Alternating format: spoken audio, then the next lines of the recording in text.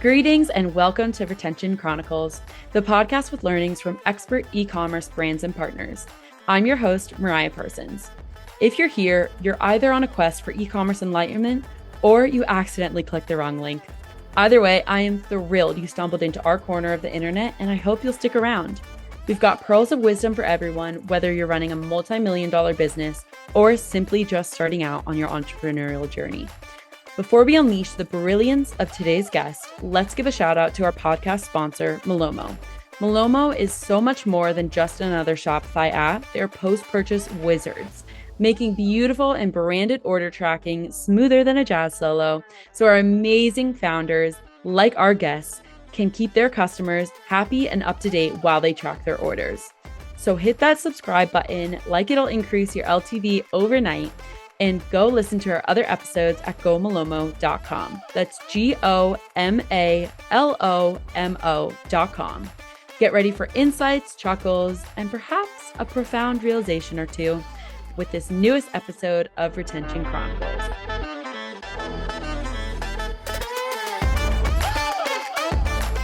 Hello, everyone, and welcome back to Retention Chronicles. Thank you for being here. I'm so excited to have you here today, Jill. It is going to be a great time. Before we get started, I always like to try and give a little bit of context to our listeners of how we met. And that was through Mackenzie Bauer's Female Founders Only event that she had in August. I thought when we jumped on the call that it was in June. That really goes to show you how quickly these months are going by. But before we get into things, I'm going to have you say hi to our audience and give a quick background on yourself. Hello, it's so nice to be here. Thanks so much for having me. Like I said, my name is Jill, and I'm the owner of Red Sprite Hats. We are the first hats and beanies you can put on when your hair is already up in a messy bun. My background, I am actually an accountant by trade. I was in the corporate world of accounting for over a decade as a controller, director of finance, and such before essentially sort of leaving that world. I left that world to start Red Sprite Hats and then kind of got pulled in. And so on the side, I am also still doing accounting consulting as like a fractional CFO for small businesses too. Okay. I did not know that you had like also the fractional CFO or Yep. CFO position. So that's Yes. awesome. Okay. Learn something new, I guess. Which is so exciting, but I knew that your background was in corporate finance hmm and it's not like unlikely, I'll say, that people jump from the corporate world to the entrepreneurial route or to just like startup world in general.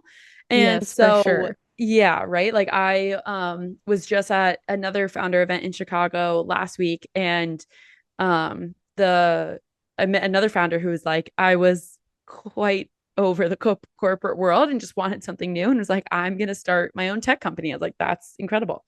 So tell us, it can be briefly, just about what that transition was like going from, something that's more structured and something that you're familiar with versus something that this is the first time that you're diving into a new industry.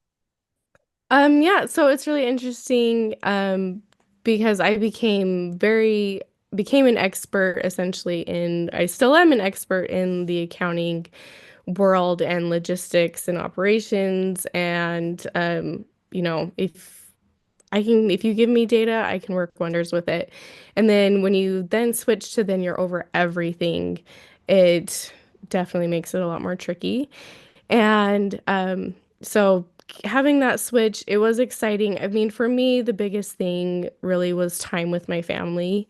I felt like I was missing out on that being in having the 9 to 5. So I kind of actually did a stepping stone process where I was at the I was at a $55 million company. I was the controller. I was over all of the accounting as well as two other departments for the company and was often working more than 40 hours a week. And I had my first young son at home, and I just was feeling like I knew that I loved to work, but I was wanted the flexibility of time. So then I switched positions to a new company where I went part-time. So it was a smaller company in the realm of like 5 million. And was their director of finance. So then I was part-time. So I was starting to like grasp, and I was like, this is good, but I don't want to have to ask for time off. Mm-hmm. That Mm-hmm. was my thing, is I was like, I hate having to ask for time off to like go to a kid's school activity. They have like school concerts or things, or when my kid is sick.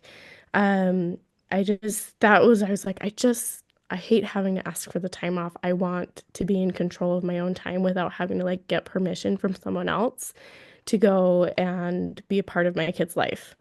So that was a lot of the drive really to start my own company, and was that drive. So then that I was in it was about a year or even 2 years where I was like, I'm gonna start my own company. And I was like, I don't know what it's gonna be, but I know I'm gonna do it. And then I had this idea for the hats and was like, hey, this is what I'm doing. Like, this is what I'm gonna go for. Yeah, so then I had this idea and started kind of doing them simultaneously. Like, I was director of finance, I was finding manufacturing, and then with COVID hitting and all of that, um, then I left that corporate job and went in all in on the hats. And then it was like about a year after then launching hats and everything that I also then got pulled back into the accounting world from my essentially from my the people that I worked with and contacts that I had from the corporate world were actually reaching out to me, and either they had moved on or whatever, and were recommending me or asking, saying, "Hey, we've got this other company that could really use your expertise and your specialty. I know that you could do this. Can you help them out? Can you help these people out?" And I was like, "Well, I guess so." Yeah. And so then they kind of both have just gone from there. Yeah. Yeah. And consulting, you have even like you have that flexibility of your own schedule more so than a part-time job because you very much get to decide what your own book of business is going to be of like, can I realistically take on another project or can I commit to XYZ if, I already have these other obligations. So it does make sense that it kind of fits into the life of being an entrepreneur and being a owner of a brand that you can be flexible in your hours still with the Yes. consulting. Yeah, exactly. And that was kind of something that any of my clients that have started to work with me have made it very clear that it's like, yeah, I'm going to be independent, and you are going to work around my schedule. Like, I'm consulting with you, but I'm setting my hours and I'm Mm-hmm. setting my rate, and so that I was in control of that mainly for that time. It's just I want to be in control of my time Yeah, yeah. is what it I comes I down think to. that's many um many people who start their own business. I think that's a major draw to having having to go through all the fun challenges that accompany it. One of the perks Yes. is getting to control your own schedule. Yeah, I So, mean, it does mean that then you work late nights sometimes. yep, you But fit in work wherever it'll go, right? yes, exactly. So tell us about you knew you wanted to have your own business. How did you kind of come along to the idea of the hats that you could wear with your hair up and have a messy bun or a ponytail or a claw clip in? What was there like kind of I guess what would the word be? Like a spark or a moment that you can like draw back to like, oh, this is when I had the first idea. Yes, actually. So, um, I have always loved hats. I've loved hats and the idea of hats, but I was never wearing them. I like was super excited when I bought my first hat as a teenager, and then would never wear it because my hair was always in a high ponytail, or a messy bun or something. And then it would be after I'd already done my hair, and then it'd be like, oh, well, I can't put a hat on now, because my Just hair's up. simply does not work. Yeah. Yeah, it doesn't work, and I wasn't gonna redo my hair to put on the hat. So, flash forward, I'm in this phase of like I'm kind of searching for this idea for my own business. And I was actually scrolling through the apps and saw a site that was like bestseller, and it was a hat that just had a hole, like an additional hole in the top, and was like bestseller. And I looked at it and I said, why is that a bestseller? Why are people buying that? That doesn't solve the issue. So it was And like a hole where a bun would be, like on the top of yeah, your head, not like the back. yeah. So it's Okay. just like a little, it's just kind of like a little oval, Yeah, yeah, yeah. in the, it's like I could show you like we Yeah. have. So it's like there's this and then there's another just like hole right Yeah, here, okay. just little hole. And it's like that doesn't actually solve the issue. You're still having to line up your hair. The hole's not big enough for like a messy bun. You're still having to line up like a ponytail though, and then you'd have to create the messy bun after your hair, after you put it on, and then the hat is stuck on your head. Mm-hmm. In those kind of cases, because then you'd have to undo the messy bun to then take off the hat. And it, for whatever reason, just really irks me. Yeah. And it stuck with me. And it was like 2 weeks went by, and I was thinking about it every single day. And I finally thought to myself, well, someone has to have fixed this, right? Someone has had to have come up with something better. So I started searching and I couldn't find it. And then I thought maybe this is it. Like, what if I make it? And I was like, I could do it. And um, so then I went to my husband and I said, this is going to sound ridiculous, but I have this idea. And he said, it doesn't sound ridiculous. He was go get some of your friends, go talk to some people. He was like, it sounds like you've got this idea, but go talk to some other people and kind of prove it out to see if people would actually want it. Yeah. And then that kind of got the ball rolling. Okay. Okay, nice. I feel like there's the moment of like, is this insane or is this like something to pursue is Oh, really for sure. relatable. So and I feel like that's where a lot of ideas, especially ones that are new to the space, like you got a patent on your product. And so we're going to talk about that in a second, but thinking about like things that are I guess I don't want to say like flooding the market, but things that are like very common in the market and you're like innovating on the design per se, or like um, you know, the product itself isn't super different from other competitive products on the market. Like I just looked at my plant holder and I was like, you can have a lot of different plant holders, right? But they're all plant holders. But Hmm. a different section of plant holders that are innovating and like are something new. And so um when you're thinking about like, okay, does actually designing what the hat was going to look like, of like, because for the viewers who aren't looking at the video, it's like a line of buttons going up the back that lead all the way up to like the crown of your head. So then you Hmm. can kind of like wrap it around so that your hairstyle, whatever it is, like can stay intact while you also put a hat on. So thinking about like the design of how you actually wanted it to look, was that kind of when you like had that moment of that aha moment, like 2 weeks you're thinking about this other hat that had just a little hole, was that like immediately you had that idea, or did you kind of have to workshop like, okay, what would that actually look like?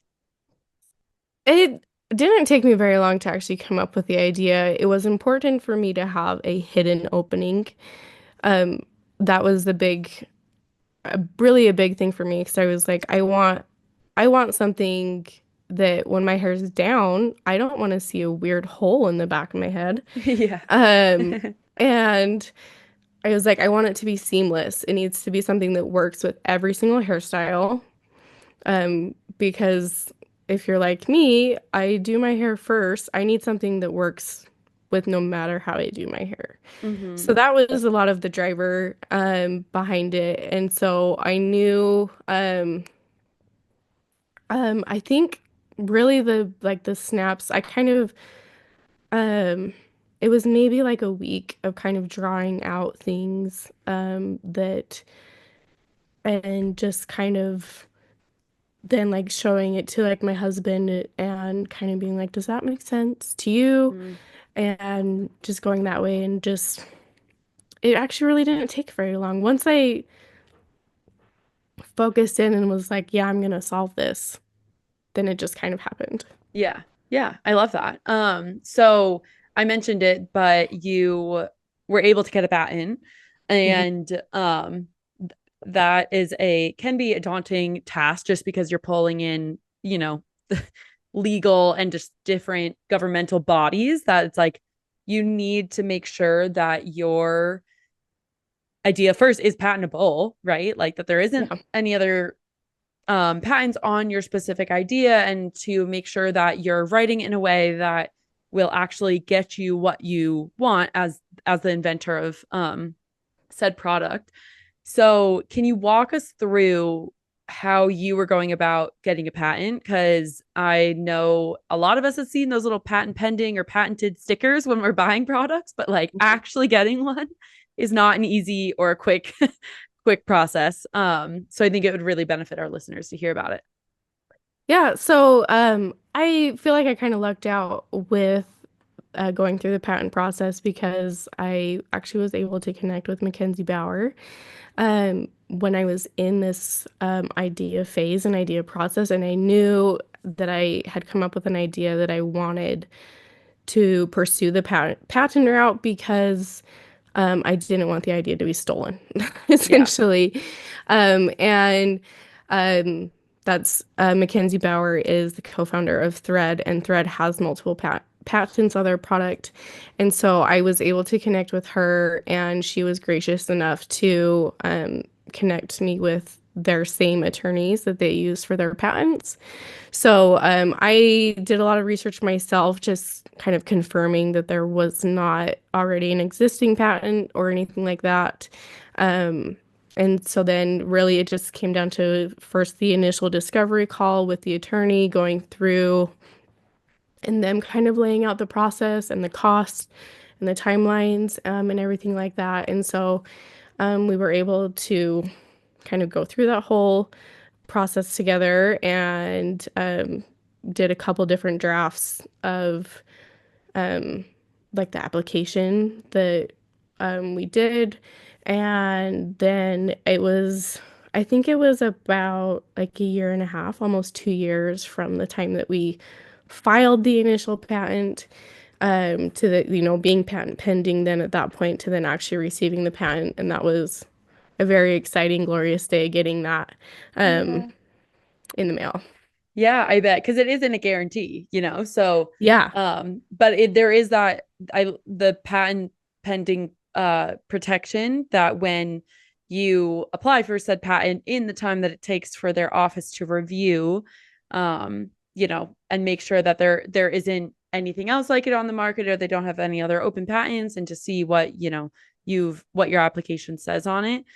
Um, then it's, this like lull period of am I going to get it? Am I not going to get it? But you can start the process of selling or putting your idea out into the world or crowdfunding or anything else that you want to do. And you're still protected with what had been applied, what was on your application with that patent pending status. And like there's also the competitor edge that it's not public information yet. So someone doesn't have to, or like potential other competitors don't know exactly what you filed for. And so it's like this nice little like when I first learned about that, I was like, I like that for the patent office. Like that is a fun little um I guess advantage of look, this process is going to take a while, but you'll be happy if you receive that patent. And you get the bonus of something being patent pending and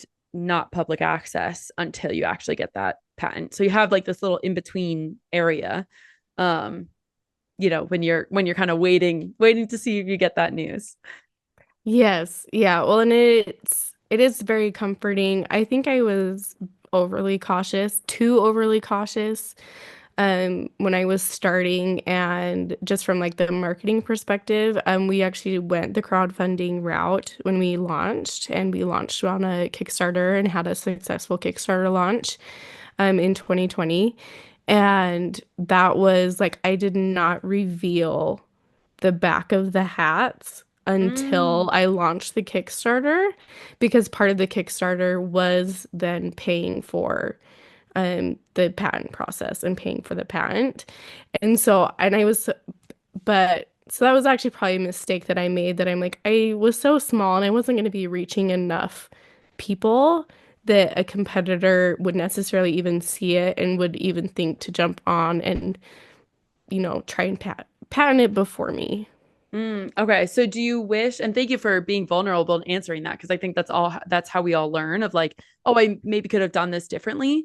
So would you have said like showing off the back of the hat on like in emails or social media beforehand, like before crowdfunding, or what would you have, I guess what's like the moment when you're like, oh, I wish I had shown it. Like, where are you showing it then?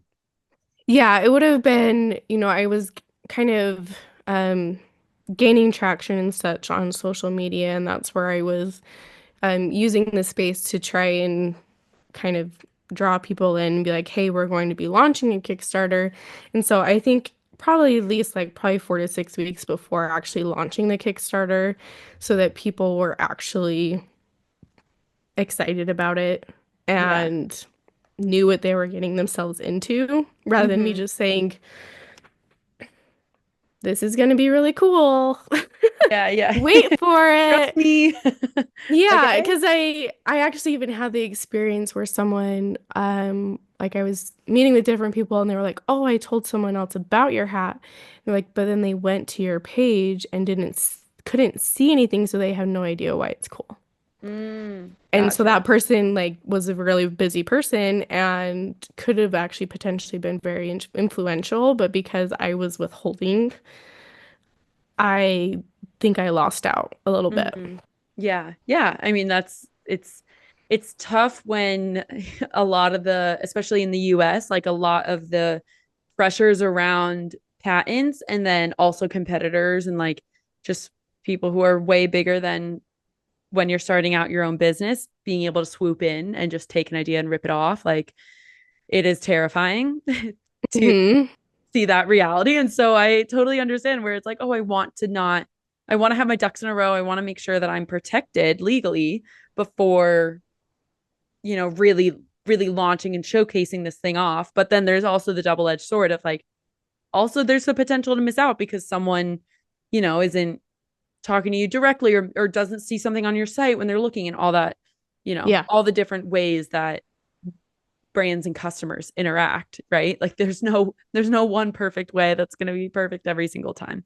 Yeah, exactly. I mean, that's, and I've told that to other people, and some people have been like, well, you are safe because you waited. And you don't know. But it is, I mean, and also, the general marketing rule is that before a launch, you are teasing it or you are showcasing it, 4 to 6 weeks before the actual launch. So who knows? Who knows? What's That done can is be the title done. of this episode. It's just, you know what? Who knows? It's fine. We all just make it through, right? Um, Yes. let's touch on the crowdfunding just a little bit because I know this is also something that we had chatted about back in Utah, and I really appreciated you being willing to share and just like these are the things I learned. So you had mentioned the crowdfunding had paid off some of the patent process, which if people don't know, that's obviously an intensive process, both monetarily, financially and just time wise, right? So Yes. tell me a little bit more about when you're looking at like launching a campaign, what are you even thinking about? Like what advice were you getting from others in the space? And then how did you decide ultimately like, okay, this is what our goal is going to be and what is that going to support, inventory or patent process, all that, inner workings. Yeah. So for our campaign, I feel like I actually went into it pretty non-educated. I tried to do the research, but that was also the very beginning of my whole entrepreneurial journey, and I didn't know what I didn't know. And so at the time, really for me, it was the funding of it was getting the inventory and paying for the patent. So that was the main things that I was trying to fund. Um, because obviously creating a brand new product means that it's going to be a much higher price point Mm-hmm. from the manufacturer standpoint.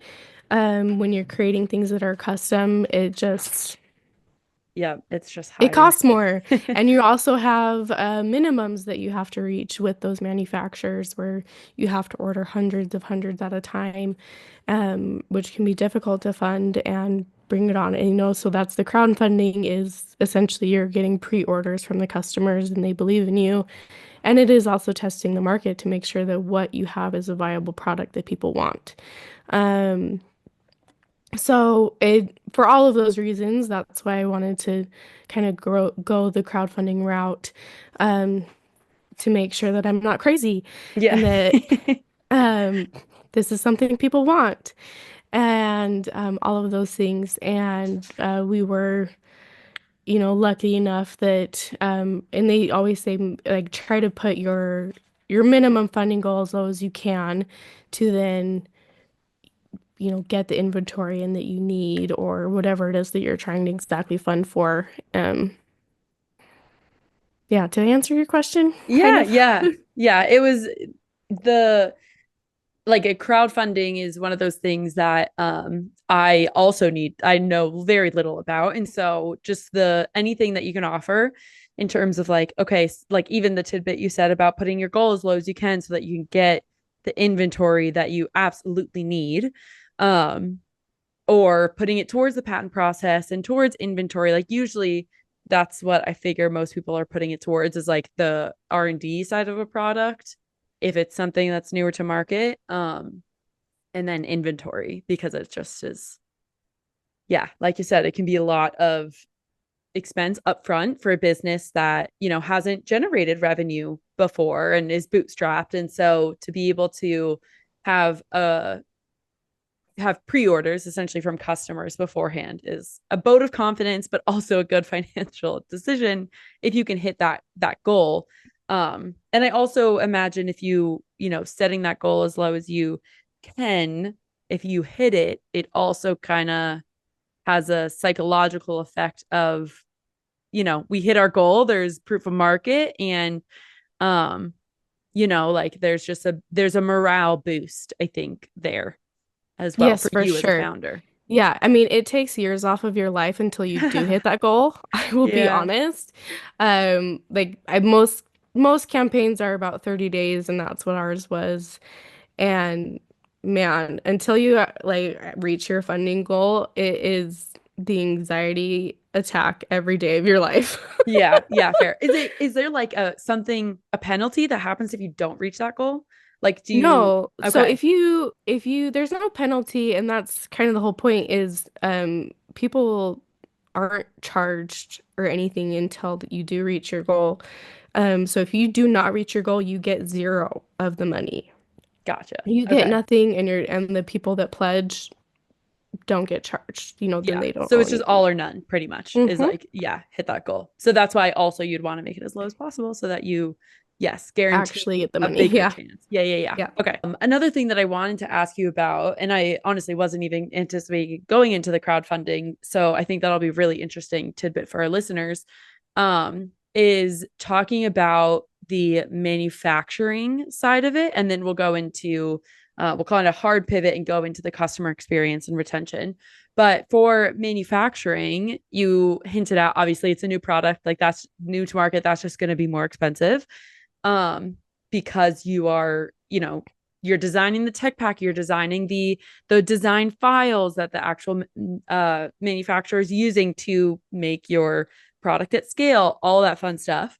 Um, what was it like, I guess, when you're looking at, okay, this is the MLQ, minimum order quantity, um, and you're like, oh my God, this is, potentially a crazy idea, but we hit our crowdfunding goal and we're going to go for it. What kind of conversations are you having with the manufacturers to be, in your mind of like, okay, this is worth it. This is the price point I can do, even if it's, on the more expensive end because it's a newer product. Um, Well, a lot of I think a lot of those conversations happened before I even launched the Kickstarter. Hmm. That was the um asking asking what my minimum order quantity would be, asking what the pricing is going to be, all of that. Because that drives a lot of the goals that you Yeah. put for the Kickstarter. Um, but I mean, a lot of it is just comparing with the market that's out there and figuring out, okay, well, with this price point, can I still be competitive in the market? Or is it that it's so revolutionary that it's in its own category and people are going to be willing to pay. We've actually we've kept our prices lower than honestly they should be Mm. for the hats. We have a pretty low margin on our baseball caps because of the product it is and because of the customization of it. We have a pretty high cost on the product and we have a low margin just because we are trying to acquire customers and stay competitive. Our prices are actually probably going to be going up within the next year because of how the world has the cost of everything and shipping and everything has just escalated so much. Yeah. So listeners, that's your cue. Think prices are going to be going up. So go check out Red Sprite Hats. So yeah, that makes a lot of sense. Just with like obviously you want to know those numbers before going into the crowd source or crowd fundraise so that when you're sourcing each individual uh bathing suit, then you know the price of that. So let's spend the last couple minutes talking about the customer experience because this has been pretty ops and logistics focused, which I love because we don't chat about it as much on this podcast, but it's still really, really helpful, especially for something that um is a product that is new to market and you can kind of see the difference with how you can approach something that is patented versus something that's not. So customer experience, someone comes on your site to shop with you all or finds your social media. What is their expected customer experience like? Like talk to us about, obviously you acquire said customer in whatever way possible. How are you trying to, assuming they purchase with you, retain them as customers, especially with something that a product that is meant to be versatile and worn multiple different ways and be like a high quality, long lasting product? Yeah, so retention is always important. And because my products are so versatile and meant for like long wear, they're meant to last a long time. They're meant to be used like hundreds of times. Mm-hmm. I want to develop trust with the customer. That's kind of like my big goal with my brand and everything is to develop like the customer loyalty and the customer trust with them so that if they buy, they know they're getting a quality product. They know I'm using high quality material. And when they receive their package, like that proves it out so that they use it and they're able to use it for a long time. They love it so much they want to come back for more colors. They want to gift it to friends. They want to gift it to family. That's one of the things that actually happens a lot and always makes my heart so happy when I get the messages from people that they buy one for themselves and then Christmas time comes and they say, I bought one for me and I love it so much. All my sisters are getting these for Christmas. Oh, cute. This is my friend gift for everybody this Christmas. And I love hearing that message. And we get it all the time. And so that's, for me, that's the big thing is I want to make sure that the customers know that they can trust us. And when we come out with new products, we come out with new colors, they know that that trust is still there and they know that they want to stick around. And because new things are coming out. And then we also try for retention, if you are sign up for emails or you follow on social media, we are giving you ideas of how to wear the hats, hairstyles, hair care, anything to do with hair. We are there for you. Yeah. Yeah. No, I love seeing your content pop up on my feed because it's just like, it's so seasonal too, of just like, are you going to wear a baseball hat or like the knitted beanie version? And it's always like pretty backgrounds and just like fun ways to wear your hair and updos and stuff like that. So I love seeing that. And so when someone gets their package, do you like, what is the packaging like? Is there any sort of personalization that you're weaving into the customer experience, or like emails that are coming from you, or like customer feedback, reviews, all that fun stuff?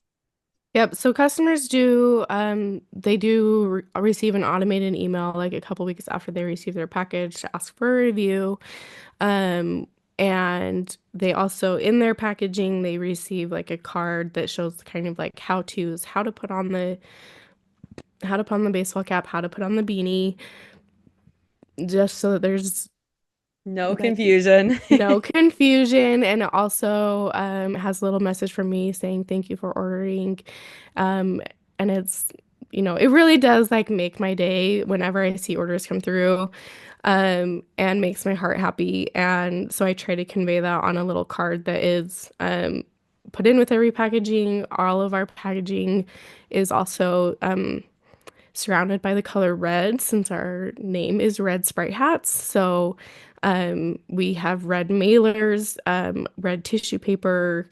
Um, Cute. so it's kind of red tape on the boxes. So I kind of say, whenever you see something red on your porch, then you know it's from us, Mm. so that it's something for customers to look forward to. We actually have a lot of things that we could. Um, I have additional emails I'm wanting to add to like our email flow for when after a customer purchases to kind of give in that process to like, here's styling tips, here's tips for the hats, here's the hair, here's the care for the hats, all of that kind of stuff. So that's one of the things that I'm working on this month Yeah. to get incorporated. Yeah, I mean that's more like my bread and butter, my side of expertise in the ecom world is like all those, emails that you get to segment and have fun with. And I think anyone who has their own business can also be like, you know what, how can I get creative like this with like say the packaging? How can I pull in that red motif for said emails and like really show the unique ways you can get creative with your product. So you're speaking my language, but we are approaching the top of the hour, which is crazy to believe. So I'm going to let you get back to all those fun things that you get to do as a founder. And this has been an absolute joy to have you here today, Jill. Thank you for making the time. It really means a lot. Yeah, thank you so much for having me. It's been great. Good. So glad to hear it.